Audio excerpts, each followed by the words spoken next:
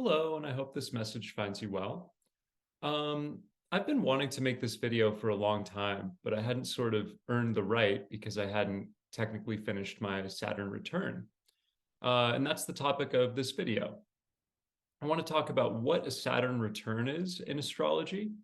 And I'll share a bit on that. I have some pages pulled up where we can look at defining it and how you figure out sort of when it starts and when it ends and what's supposed to happen within it. And then really I've wanted to share some lessons that I learned during my Saturn return. I just finished mine a few weeks ago, in fact, and yeah, I did some journaling where I wanted to coalesce, what sort of lessons have become illuminated, integrated for me during this extremely pivotal influence in astrology and in my life. Um, and my hope is that if you haven't yet entered your Saturn return, if you haven't experienced this, that my sharing might help you sort of anticipate what's in store. Or if you have been going through it, then maybe there's some resonance and my experiences can help to sort of crystallize or add definition to yours. So in either case, that's the hope at the end of this, my first Saturn return. So let's start by talking about what a Saturn return is. And being the digital native that I am, I'm just going to go straight to Wikipedia and read a bit from this page. So I'll read a bit out loud and sort of comment on this. And then the next resource I have is a Saturn return calculator, where you can pull up, the dates on which your Saturn return begins and ends. And I'll talk a bit about how it can have a different hue, a different flavor based on which planet your Saturn is in. And by the way, if you don't traffic in astrology, all of this will sound completely foreign and maybe like hooey. So yeah, this video is for people who are at least open to the idea of astrology and have some familiarity with their charts. Okay, I'm reading here. In horoscopic astrology, a Saturn return is an astrological transit that occurs when the planet Saturn returns to the same ecliptic longitude that it occupied at the moment of a person's birth. So it indicates that your chart has undergone a full revolution. It's returning to the conditions it had at your birth. While the planet may not first reach the exact location until the person is 29 or 30 years old, the influence of the Saturn return is considered to start in the person's late 20s, notably the age of 27. So the specific duration of the Saturn return, it varies slightly, but it's about 3 years. And that it often begins around the age 27 is very interesting when you consider the 27 Club, in which a lot of popular musicians and cultural figures fall when they die or commit suicide at that age. So one thought on this is that these people burn so brightly that this sort of maturation that we undergo at the Saturn return is denied them. They don't transition into that more subtle and more subdued phase of adulthood. They literally burn out.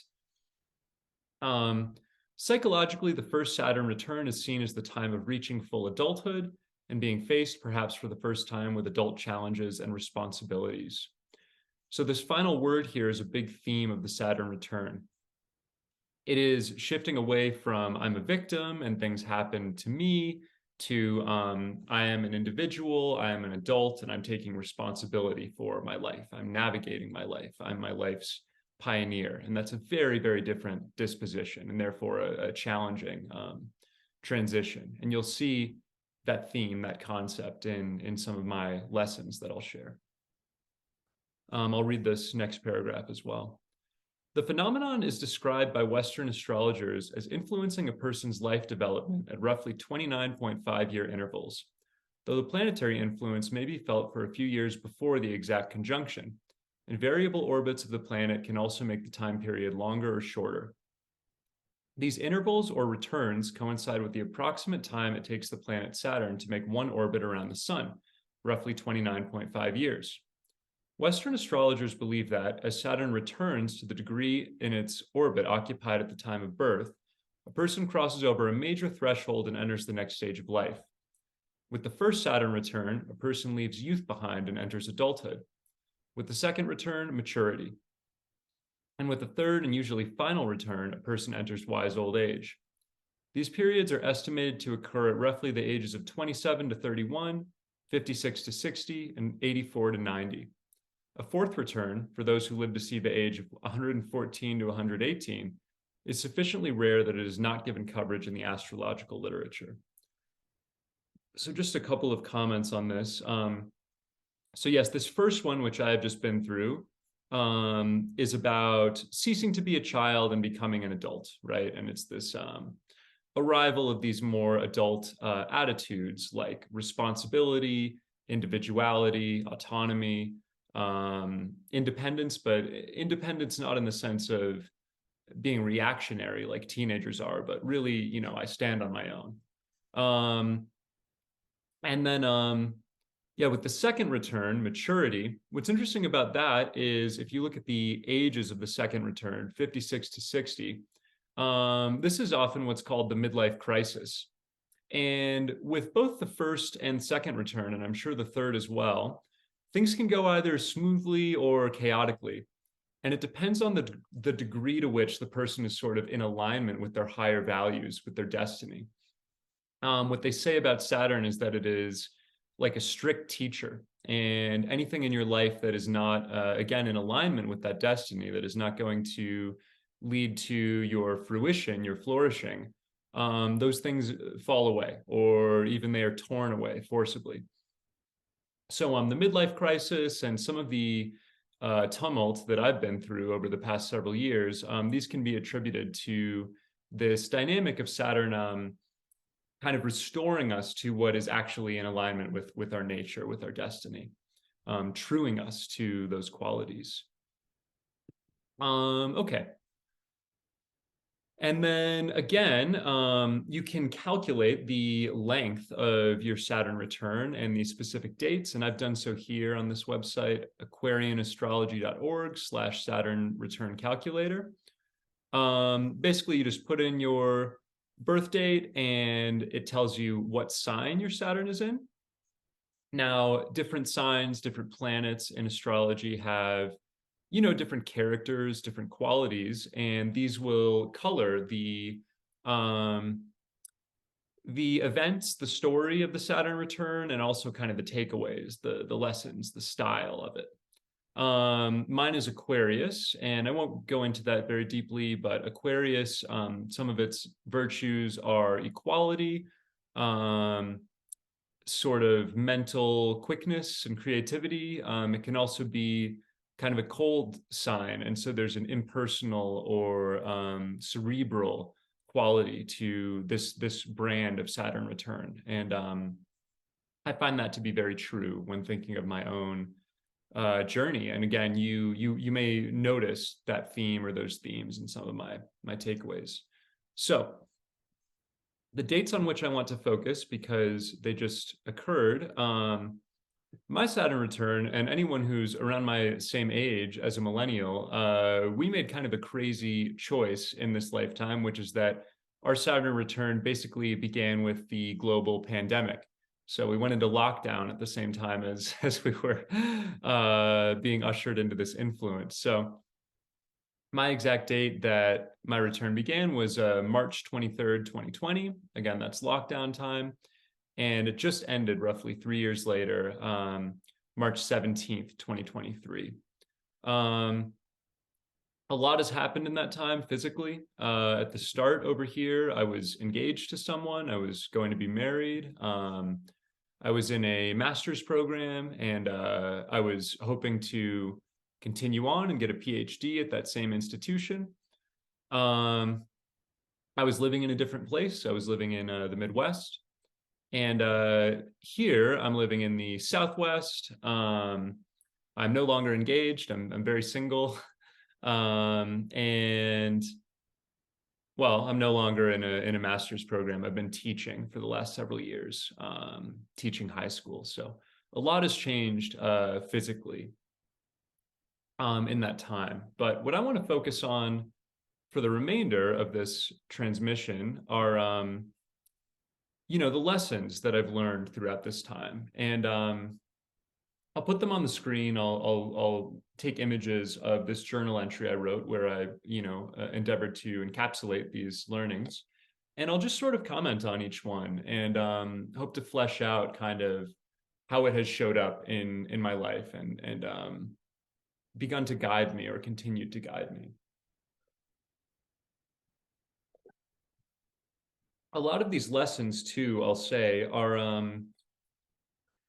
not necessarily things that began with my Saturn return, but rather things that were fortified during that return, right? So I may have been already exploring or aspiring to these lessons in some ways previously, and it's just that they kind of began to hit home to a larger degree, or they became integrated more fully. So, lesson one, integration of both heart and mind into decision making, a kind of procedurality. You'll have to forgive the way I write the way I write journal entries, my form of shorthand that only I can decipher. And part of the purpose of then commenting on each journal entry is so that you can understand it too. So, integration of both heart and mind into decision making. Prior to my Saturn return, and I would say beginning in my mid-20s, I cultivated this philosophy that essentially heart was good and mind was bad.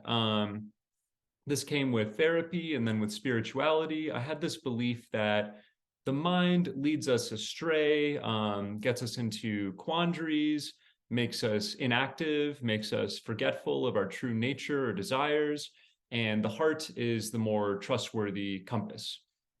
And so, again, heart good, mind bad. And over the last several years, I've begun to realize that that's a little simplistic, and it actually merits sometimes to think about decisions before making them and make them from a place of reason as well as emotion. So I have been criticized before as being an impulsive person, and I think that is the product of this sort of shoot from the hip character that I developed as a result of that philosophy of privileging heart over mind. And more, I'm looking for both to feel satisfied in my decision making. Does this decision feel right in my heart? Great.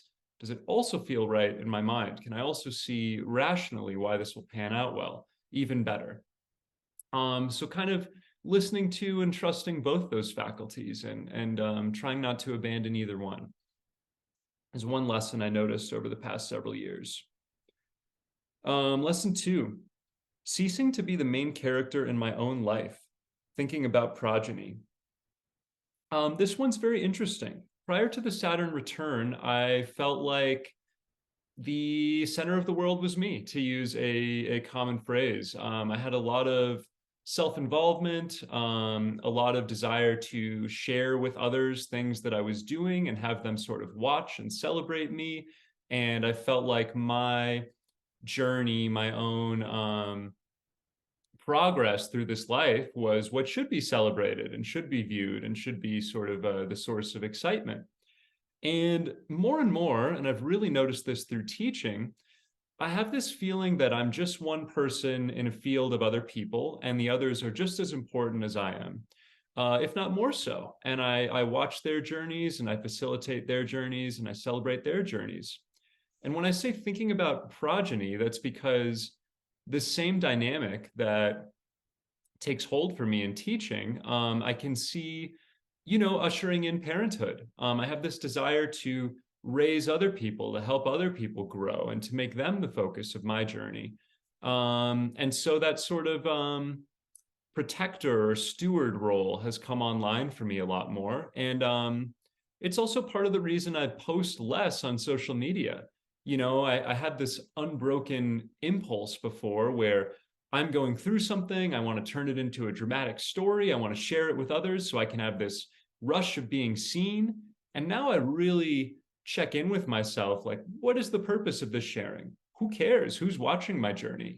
They have their own struggles to sift through.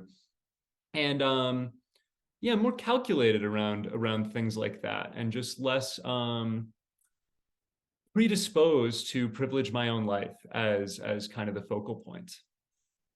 So that's number two.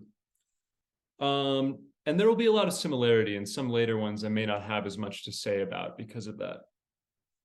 Number three, shifting from thinking about fate, karma, past lives to emphasizing responsibility and choice. What life do I want? What are my values and why? So, especially in my late 20s, and again, this has a lot to do with, therapy and then spirituality. I had this orientation to life that I was being led along this sort of karmic track. I was very into synchronicities and reading things as symbols and seeing where I was being led, what destiny I was meant to step into, and why. And because of all of that, there was kind of an abdication of personal choice. I felt like I was just going to be shown what I was meant to do, and my own agency was sort of irrelevant to the matter. That has completely flipped, and now I feel like it's much more important to be able to name my values in a material way and articulate them to another person, than to rely on these sort of like snap or chance events that feel fated to guide me along. And again, this goes back to the central theme of responsibility. I want to take responsibility for the choices I make, not just say that I was led along some path through the whims of fate. I do believe, by the way, that past lives and karma and things like this exist. It's just that my own decision-making power, my own intelligence is an equal player for me in navigating life. I don't merely submit to what I think I'm quote unquote supposed to do.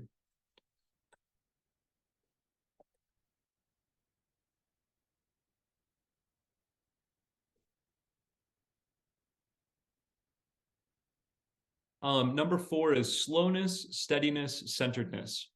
And in a small way, I laugh when I read this. I'm like, yeah, it sounds great, but that's not my day-to-day experience.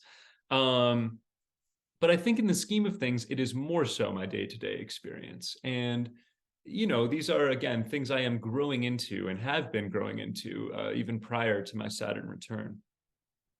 What I mean by this really goes back to decision making and that idea of snap judgment. Am I leading my life with a shoot from the hip quality where I'm being very impulsive, and just going with my whim, or am I being more measured with my decisions?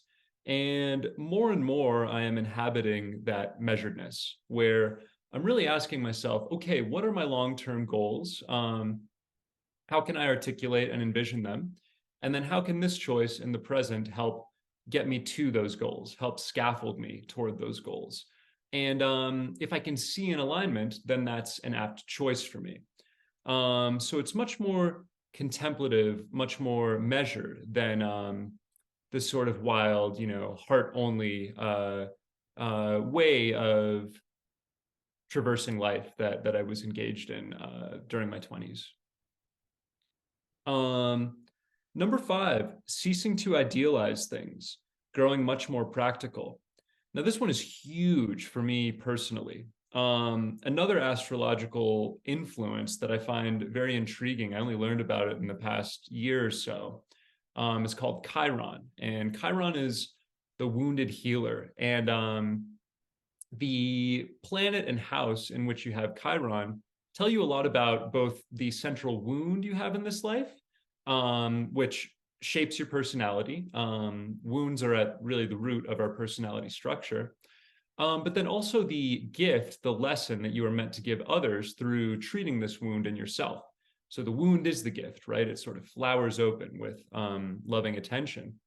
And my Chiron is in Cancer, which is the house of home and of deep emotion.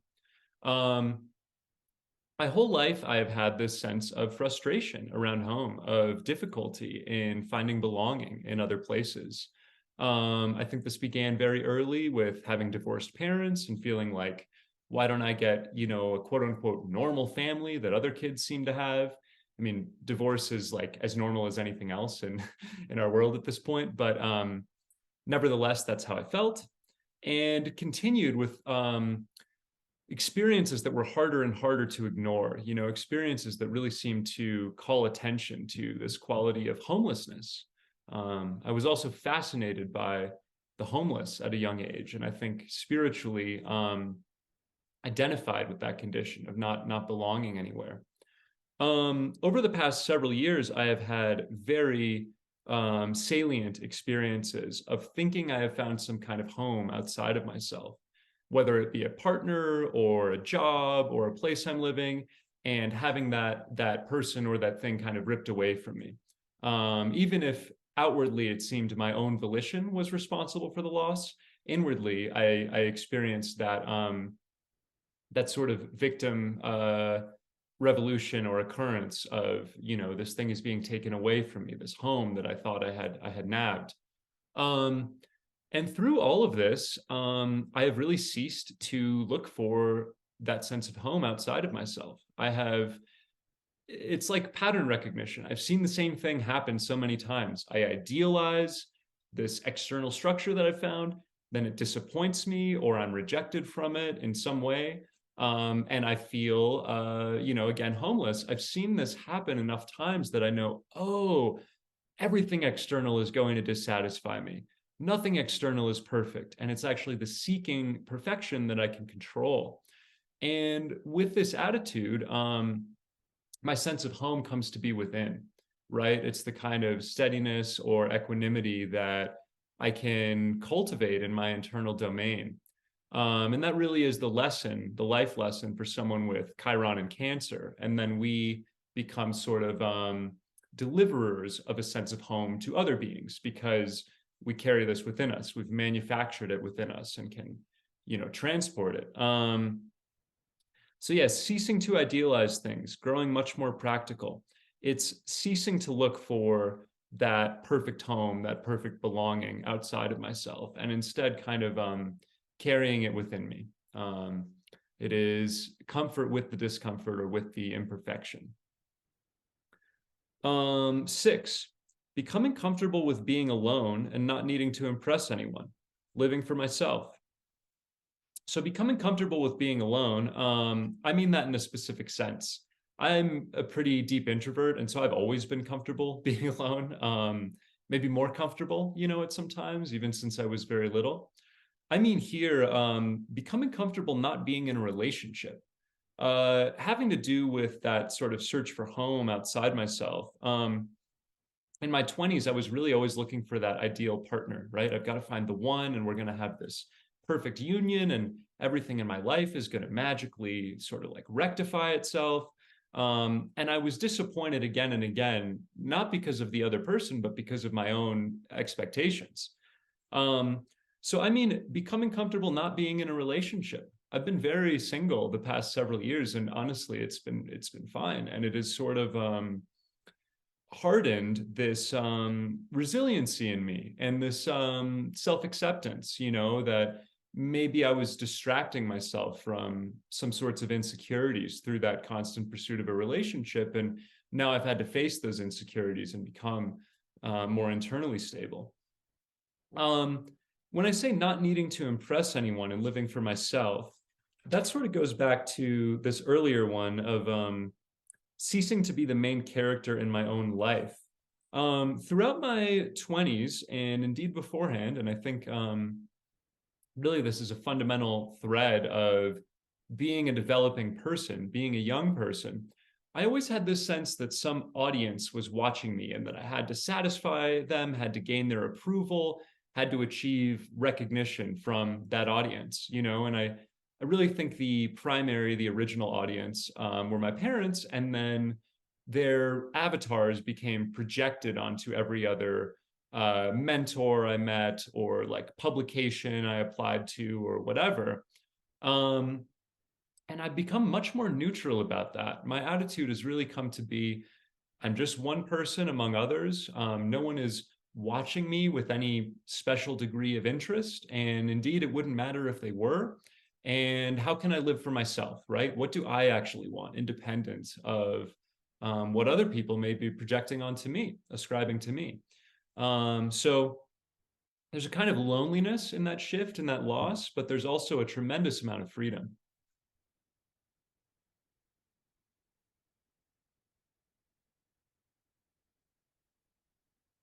The seventh one, I'm not going to say much about because it really echoes several others. It's kind of like a hybrid of two others I've spoken to. It says, breaking down the belief in my own specialness. In this respect, becoming much more observant and celebratory of others' gifts. So, ceasing to feel that I'm the focal point of the universe, and again, this idea of progeny, like watching the youth and what are they, what are they going through, and how can I help them, master their challenges. So, um, that feels much more resonant at this moment. 8, a focus on health, listening more deeply to and taking better care of my body. So, a Saturn return, again, can come with many losses. And one loss for me that I haven't touched on yet is a sense of my invulnerability that I think was inculcated in me as a man growing up. As a man in this culture, there's sort of a shame around being sick or being injured because we're supposed to be vital, we're supposed to be strong, and I think the mind turns those appellations into kind of an abstraction, which is the abstraction of perfect health. Nothing can ever be wrong with me physically, or else something is wrong with me spiritually, it feels like. Yeah, and so I had these almost cavalier or arrogant ideas, kind of buried beneath consciousness that illness is something that happens to other people, not me. Injury is something that happens to other people, not me.